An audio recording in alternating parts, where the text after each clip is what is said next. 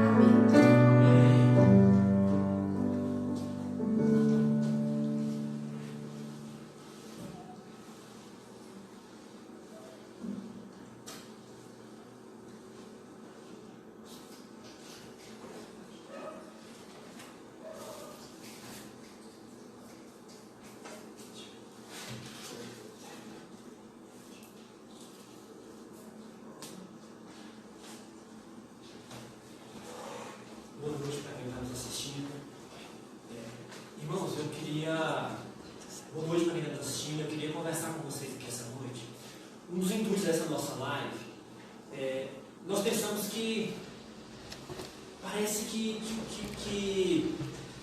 Deus nos deu um tempo com essa epidemia para a gente, eu acho que reavaliar a nossa vida, reavaliar a nossa fé, reavaliar a maneira como nós temos conduzido a nossa fé e o nosso servir a Deus. E eu acho que esse tempo é o momento para a gente fazer essa reflexão, né?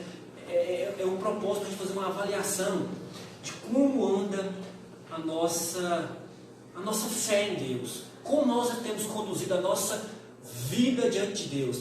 Porque se a gente olhar para a igreja evangélica brasileira, para os eventos de jovens, às vezes a nossa fé e nossas programações elas são muito rasas. Falta alguma coisa que nos conecte ao que era Cristo de verdade. E eu queria que você, que está nos assistindo, que você prestasse muita atenção. Eu vou ler dois textos bíblicos aqui, e o primeiro é o Salmo 139. No Salmo 139, o salmista, que é Davi, ele diz a seguinte palavra: sonda-me, Senhor, prova-me, vê se há em mim algo que o ofende. Sonda, prova. Ele está dizendo o seguinte: olha, Deus, olha para o meu interior, sonda, Senhor, as minhas racionalizações, prova as minhas motivações, prova, Senhor, o meu interior. E aí ele vem com uma constatação, ao meu ver, brutal, porque ele diz assim: vê se há em mim algo que o ofende. Porque se na minha e na sua vida tem alguma coisa que ofende a Deus, a gente precisa mudar. Nós precisamos mudar. A gente precisa rever. Se há alguma coisa em nós que ofende a Deus, a gente precisa mudar. A gente precisa alterar a nossa forma de agir. A gente precisa mudar. E o próprio Jesus, em outras palavras, vai dizer isso no capítulo 14, verso 21 do Evangelho que João escreve, que ele diz o seguinte: olha, aqueles que têm os meus mandamentos e me obedecem, esse é o que me ama. Quem tem os meus mandamentos e me obedece, são os que me amam. A nossa relação com Deus, não existe amor, não existe espaço para um amor subjetivo. Amor na Bíblia demanda atitude. Amor na Bíblia não é apenas um sentimento que eu falo e expresso com palavras. Amor sem ação na Bíblia, infelizmente, irmãos, é palavra fácil. Infelizmente, irmão, é conversa fiada. Dizer que ama a Deus e não ter atitudes concretas que demonstram esse amor, não é verdade. Porque o próprio João escreve lá o seguinte: olha, que Deus amou o mundo de tal maneira. E como é que Deus expressa esse amor? Ele dá o seu filho. Ele dá o seu filho. Amor na Bíblia, ele denota ação. Não é possível dizer que ama a Deus se as suas atitudes não revelam isso. Amor na Bíblia denota ação. E a gente sempre, nos nossos trabalhos com jovens, a gente tenta falar do nosso amor a Deus. A gente sempre usa uma linha no horizontal, ou seja, a nossa relação com Deus. E hoje a gente queria mudar um pouquinho desse foco, falar do nosso amor a Deus de maneira vertical, ou seja, o nosso amor a Deus expressado pelo amor ao próximo. Pelo amor ao próximo. E eu acho que hoje é o dia perfeito para falar sobre isso. Porque essa pandemia, esse problema, essa crise que nós estamos vivendo, tem feito com que pessoas estejam sofrendo. E eu tenho visto muitas manifestações da comunidade evangélica nas redes sociais. Uns apoiando a quarentena, outros hostilizando. Mas eu queria fazer uma pergunta: o que você tem feito? Porque postar na internet, sinceramente, postar mensagem na internet, seja para cá ou para lá, não vai mudar a vida de ninguém. O que você tem feito para aquelas pessoas que estão sofrendo com essa pandemia? O que você tem feito de atitude concreta? É isso que eu queria tratar aqui hoje com vocês. Presta atenção no que eu vou falar aqui agora. Irmãos, nós estamos aqui hoje no dia 4 de abril. Se a gente observar esse tempo decorrido no ano de 2020, a gente ainda não chegou nem no meio do ano. Nós temos exatamente hoje 95 dias decorridos desse ano de 2020. Isso significa 2.280 horas. Isso significa 136.800 minutos que a gente viveu até hoje.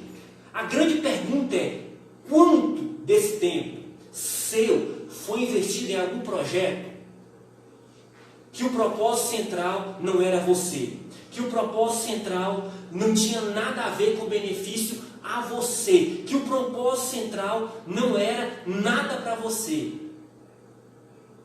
que era um projeto no qual você não ia ganhar dinheiro, você não ia ganhar reputação, você não ia ganhar nada, um projeto destinado a outras pessoas. Quanto você destinou do seu tempo para ajudar outras pessoas? Quantos minutos nesse ano você gastou com outras pessoas? Por exemplo, servindo pessoas carentes da cidade, nesse período agora de pandemia. Pessoas que não têm, às vezes, nem o que comer. De verdade. Quanto você gastou? Irmãos, a nossa igreja, a nossa comunidade presbiteriana, seja a primeira igreja, seja a segunda igreja, seja a terceira igreja, ela tem sempre enfatizado a importância, né, de nós iniciarmos projetos que abençoem a cidade. E a pergunta que eu faço aqui é: quanto tempo disponível você tem para abençoar outros? Quanto tempo disponível você tem para usar as suas habilidades, os dons que Deus te deu, para abençoar outras pessoas?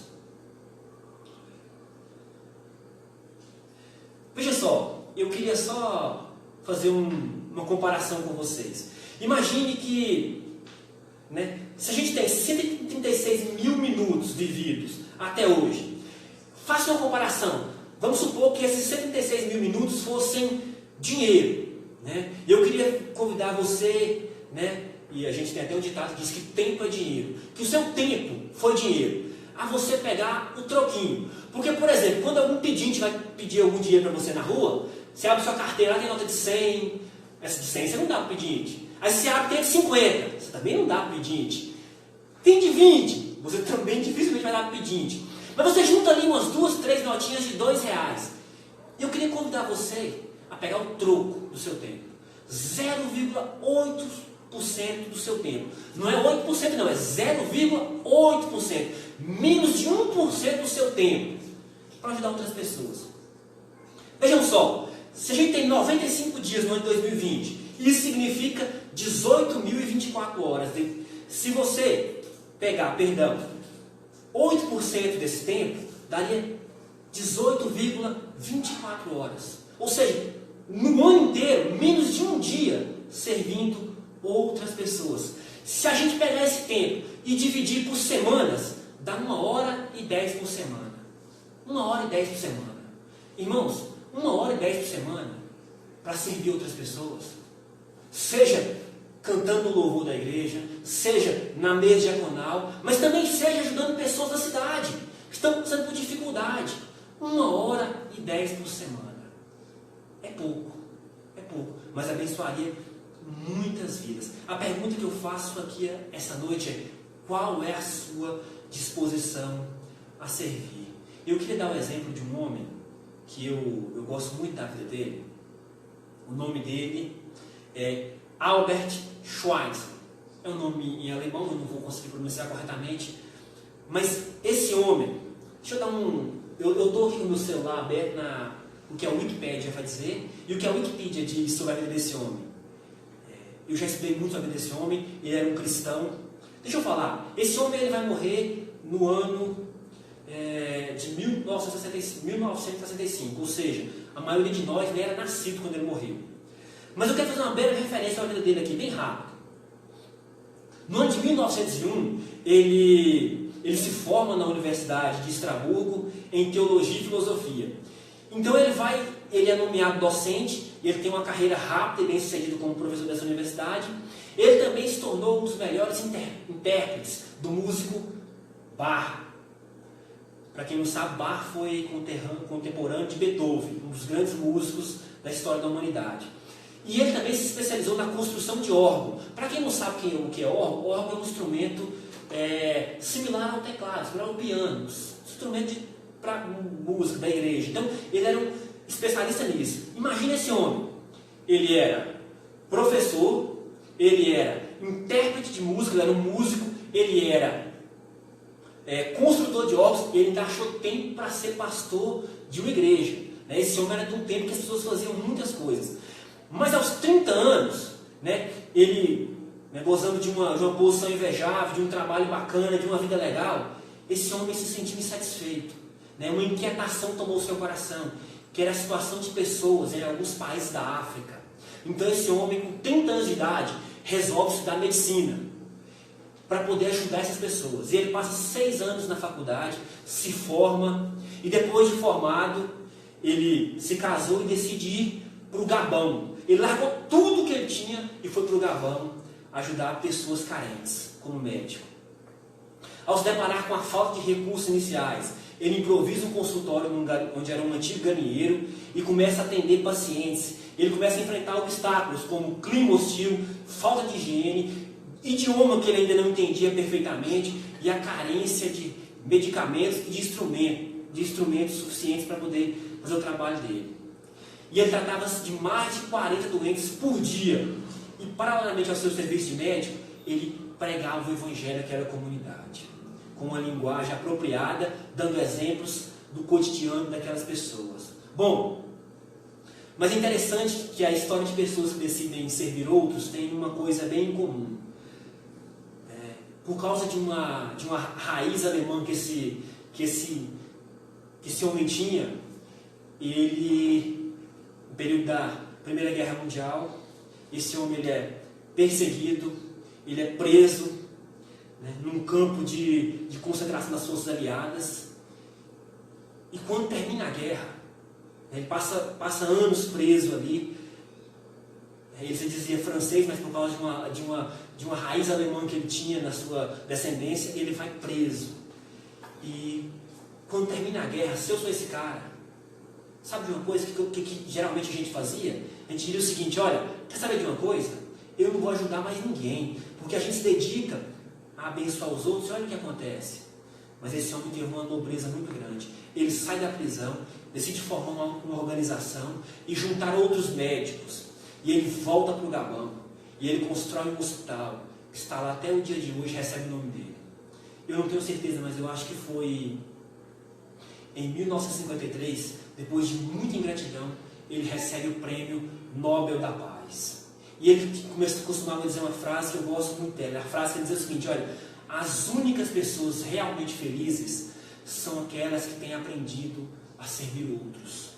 Eu acho que essa frase era altamente verdadeira e altamente bíblica. Pessoas egocêntricas, pessoas que só pensam em si, pessoas que só usam o dinheiro, o tempo e o talento que Deus deu para elas, para abençoar a si mesmas em benefício próprio. Os anos passam e essas pessoas multiplicam insatisfação em sua vida, sem conseguir esse senso de realização. Eu queria dar um último exemplo antes de partir para o texto bíblico. Esse homem aqui, Stephen Gerhard Post, ele vai dizer o seguinte: esse homem aqui, ele é um professor da Universidade de Medicina de Chicago, e ele diz o seguinte, que quando a gente serve outras pessoas, é interessante que o nosso organismo, ele costuma produzir 2 elementos, a dopamina e também a serotonina, que tantos dizem que estão deprimidos por causa da falta dela. Quando a gente serve outras pessoas, o nosso organismo produz essas substâncias que diminuem os efeitos da depressão na nossa vida. É por isso, talvez, que eu vejo muitas pessoas quando elas falam o seguinte: olha, eu fui no hospital para abençoar outras pessoas e eu saí de lá abençoado. Quando elas se dedicam a ajudar outras pessoas, o organismo dela produz essas substâncias que geram satisfação no coração delas. Por isso, quem se dedica a servir outras pessoas, geralmente são pessoas mais felizes. E eu queria convidar você hoje a ler o texto bíblico comigo. Eu vou ser bem breve aqui. O texto está em 1 Pedro, capítulo 8, capítulo 4, o verso de número 8. Pedro vai dizer o seguinte: olha, amem-se sinceramente uns aos outros. Cada um exerça o dom que recebeu para servir os outros, administrando fielmente a graça de Deus em suas múltiplas formas. Deixa eu dar um contexto aqui para vocês, desse texto. Pedro aqui está vivendo na época do imperador Nero. A igreja cristã está passando por grande perseguição dos judeus, e o próprio imperador começa a perseguir os cristãos. É um tempo de aflição, é um tempo de crise, é um tempo de sofrimento para a vida dos cristãos. E Pedro então começa a escrever sua carta, e ele vai dizer o seguinte: olha, sobretudo, amem-se sinceramente uns aos outros. Amem-se sinceramente uns aos outros. Nesse contexto aqui, Pedro podia dizer o seguinte: olha, nesse contexto de perseguição, de sofrimento, de dificuldade, nesse contexto de pandemia que a gente está vivendo, acima de tudo, de maneira prioritária, Pedro diz o seguinte: olha, amem-se sinceramente. Irmãos, Pedro podia dizer o seguinte aqui: olha, nesse contexto de pandemia, prioritariamente, cuide da sua vida. Prioritariamente, ganhe dinheiro. Principalmente, preocupe consigo. Mas Pedro não faz isso. Pedro diz: olha, prioritariamente, amem sinceramente uns aos outros. É interessante que esse termo traduzido por sinceramente, que nós brasileiros gostamos muito de romantizar, de dizer assim: olha, de coração aberto, de alma, mas esse texto aqui no grego ele nem tem nada a ver com esse sentimentalismo que brasileiros colocam nas coisas.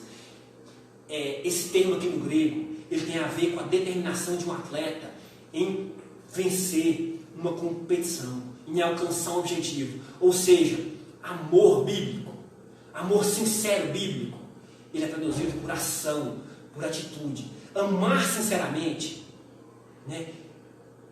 e nesse texto, na grande maioria dos textos bíblicos, nada tem a ver com sentimentos e palavras. Amor bíblico tem a ver com atitude. Por isso, se seu esposo todo dia de manhã acorda e diz que te ama, mas as atitudes dele não demonstram esse amor, infelizmente esse amor não é bíblico. Se você diz que ama a Deus, mas esse amor não se traduz em ações, se você diz que ama o próximo, mas esse amor não se traduz em ações, me desculpe, o amor bíblico demanda atitude. Amor bíblico, ele nada tem a ver apenas com palavras, ele tem a ver com atitudes. Por isso que Pedro usa: sobretudo, amem sinceramente uns aos outros. E como é que a gente ama sinceramente uns aos outros? Como é que a gente ama? Cada um exercendo o seu dom que recebeu para servir os outros. O dom que você recebeu é para servir os outros. O dom que você recebeu não é para que pessoas estão aqui nas suas costas dizendo: olha, como você canta bonito, como você prega bonito. Não, não é para isso. O dom que Deus te deu é para abençoar os outros. Irmãos, eu não estou falando aqui o que eu penso. É o que a palavra de Deus diz. Cada um exerce o seu dom que recebeu para servir outros. Eu queria separar para vocês aqui 4 coisinhas, bem rápido que eu quero falar, eu não quero demorar muito nessa live. 4 coisas rápidas. Primeiro, o exercício do seu dom não é uma opção. Olha o que Pedro diz no verso 10 do capítulo 4. Cada um exerce o dom que recebeu. O dom, o exercício do seu dom não é uma opção. Irmão, se você está dizendo o seguinte: olha, eu não sei o dom que eu tenho, eu não tenho nenhum dom. Deixa eu te falar, se você é cristão, se você é nascido de novo, você tem um dom. Você pode não saber qual é ainda, mas você tem um dom. Porque Deus distribuiu dons a todos. E o exercício do seu dom não é uma opção. Não é uma opção. Olha essa palavra aqui, para quem não entende, na língua portuguesa, esse verbo exerça é um imperativo. O imperativo é uma ordem. Cada um exerça o dom. Deus te deu um dom. Exerça ele para quê? Para servir outros. A fundamentação do dom que Deus te deu é para servir outras pessoas. A palavra dom, ela vem do termo, ela significa Carisma. Para quem não sabe, carisma tem a raiz caris, que é a palavra graça. Graça é um presente imerecido. É um presente que Deus te deu e você não merecia. É graça, foi dado por Deus. E como a gente tem que usar esse dom dado por Deus? Para servir outras pessoas. Irmãos, o tempo que nós estamos vivendo é um tempo de dificuldade. Tem pessoas na rua passando fome. Tem senhores e senhoras de idade com dificuldade para sair para comprar alimentos. E você, servo de Deus, jovem, crê em Deus, que o Espírito Santo de Deus habita em você, você pode ajudar essas pessoas. Exerça o seu dom sendo um abençoador de vidas. Segunda coisa que eu queria que você prestasse atenção. O propósito do dom que Deus te deu, que você recebeu, é para servir os outros. Ainda, em 1 Pedro, capítulo 4, verso 10, diz o seguinte, olha, cada um exerce o dom que recebeu para servir os outros. A única finalidade do dom que Deus te deu é servir os outros. O dom não é para que as pessoas façam elogio a você. Nossa, mas como o fulano é bom, como o cigano canta bem, como o outro toca bonito, como o outro prega bonito, como o outro está ajudando. Não, não é isso. A finalidade do dom de Deus é servir os outros. Irmãos, terceira coisa. Ainda no verso 10. Exerce o dom que recebeu para servir os outros, administrando fielmente. Para quem não sabe a expressão administrando, ela é uma expressão que denota mordomia. Mordomo, para quem nas antiguidade, era quem organizava, era quem cuidava de tudo que o seu patrão tinha. Ele era um gerente. Mordomia, administrando fielmente. Ou seja, se alguém tem uma necessidade, cabe a nós que cremos em Deus agir ali. Irmãos, se nessa época de pandemia, de crise, está faltando sangue no Hemocentro, é dever de nós cristãos sermos doadores. Se nessa pandemia tem homens e mulheres passando fome nas ruas, é dever de nós cristãos, é nosso dever alimentar essas pessoas com a palavra, o pão vivo que desce do céu, que é a palavra de Deus, que é o próprio Jesus Cristo, porque ele diz que ele é o verbo, ele é a palavra, mas também com alimento físico, o pão que alimenta a fome. Mordomia. Se Luziana tem um problema, nós como igreja temos uma obrigação, que é agir. Em quarto e último, jamais se esqueça da multiplicidade dos dons, porque ele diz o seguinte, olha, exerça o dom que recebeu, ou seja, não é uma opção, é um imperativo. Servir os outros, a finalidade do dom é servir os outros. Administrando fielmente, ou seja, na mordomia, se tem uma necessidade, a igreja tem que agir ali. E para terminar, em suas múltiplas formas. Irmãos, não precisa todo mundo cantar na igreja, todo mundo pregar. Tem várias formas de servir. Nós podemos abençoar vidas, distribuindo alimentos para os moradores de rua. Nós podemos abençoar vidas, ajudando idosos que não podem ir no mercado fazer compra, e nós disponibilizamos para fazer esse papel. Nós podemos ajudar vidas nesse momento de dificuldade, sendo doadores de sangue dos hemocentros. Nós podemos de maneiras variadas abençoar vidas. A pergunta que eu faço é: qual a disponibilidade que você tem para abençoar uma vida? Ou a gente vai continuar fazendo trabalhos bem bacanas, cantando bonito, fazendo lives, falando coisas legais, mas que sinceramente são coisas que estão distantes da realidade de quem está sofrendo?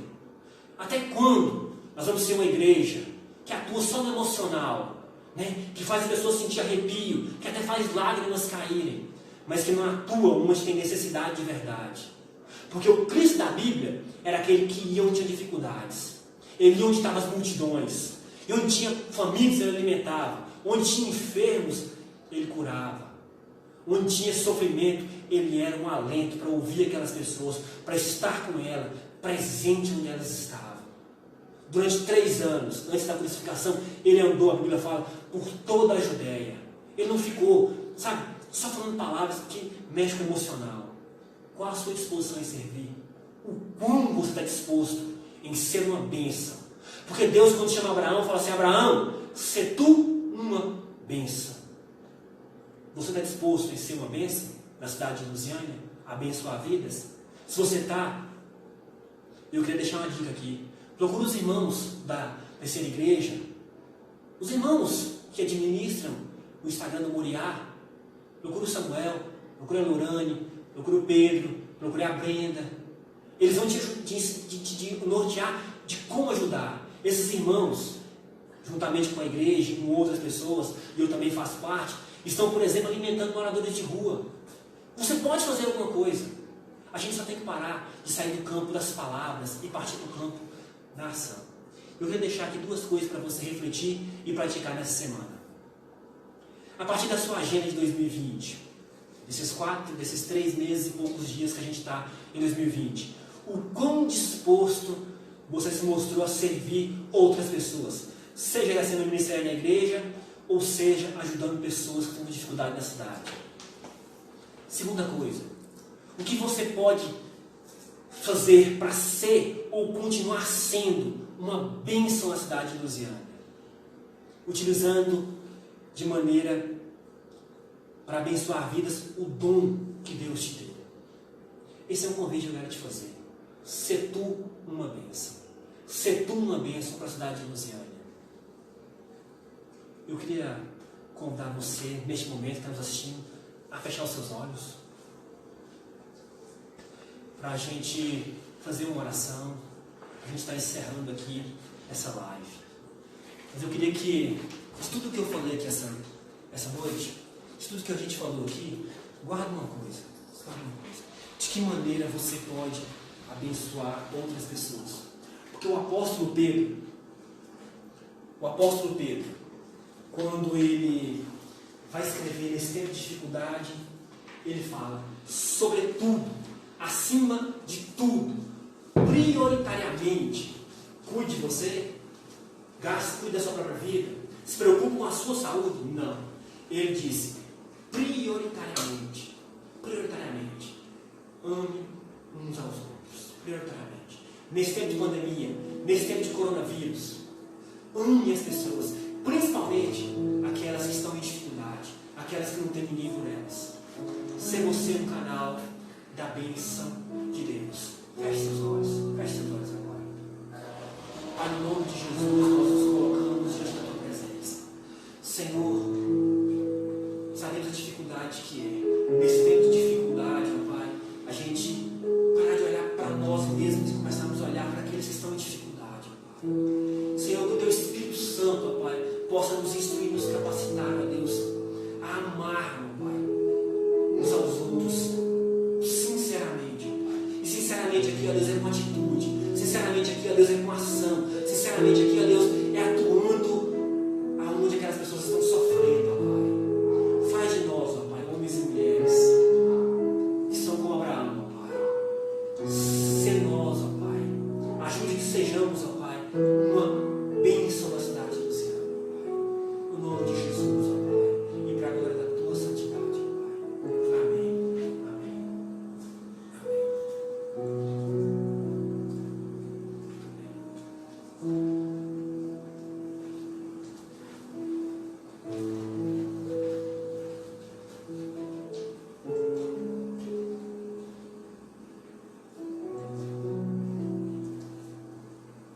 Então, galerinha, domingo de Páscoa, dia 12 de abril, a galera da Moriá Terceira IPI vão estar fazendo um café da manhã para os moradores de rua. Se você puder ajudar doando alguma coisa, bolo, pão, leite, qualquer coisa, será muito bem-vindo. É só falar com a Lorane ou pelo direct do Moriá. E é isso aí.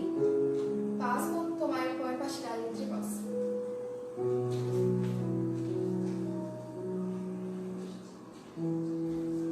Eu queria agradecer a participação de todos e queria deixar uma mensagem para vocês.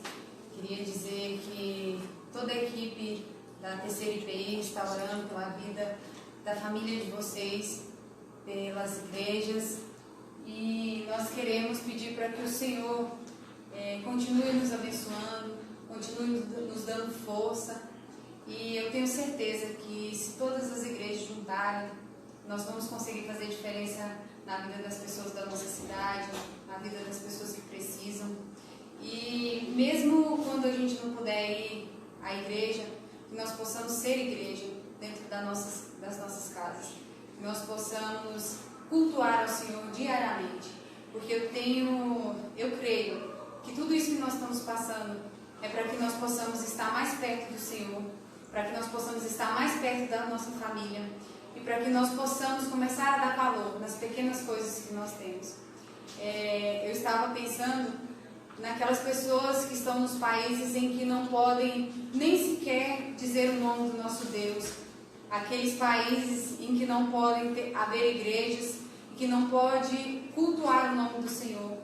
E hoje, no nosso país, nós podemos cultuar o Senhor, porém em casa. E a gente já vê o quão difícil está sendo, o quão doloroso está sendo. Pelo menos para mim, todos os domingos, sábados, quartas-feiras, para mim tem sido muito difícil, porque não estar na casa do Senhor me dá um vazio enorme. Então, que nós possamos dar valor às nossas igrejas e principalmente ser igreja para aquelas pessoas que precisam.